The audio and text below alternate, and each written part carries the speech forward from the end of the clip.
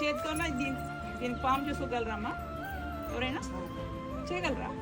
చేయండి. ఇట్లా అన్నాం కదా, దీనికి అనుకుంటామా? ఎందుకు?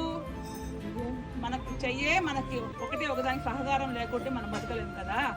సృష్టిలో ప్రతి మనిషితో అవకాశం, అవసరం ఏదో ఒక రోజు వస్తుంది. దయచేసి మనిషిని మనిషిగా గౌరవించి, ఏ మనిషినైనా సరే తక్కువగా ఎప్పుడు మనం చూడకూడదు. ఏ నిమిషంలో అయినా సరే చూడండి, ఇలా పెట్టి ఇలా అంటున్నాం, మంచిదే కదా. ఎల్లవే ఇక్కడ అనవే అంటే ఇక్కడ చెయ్యి ఇరుగుద్ది కదా.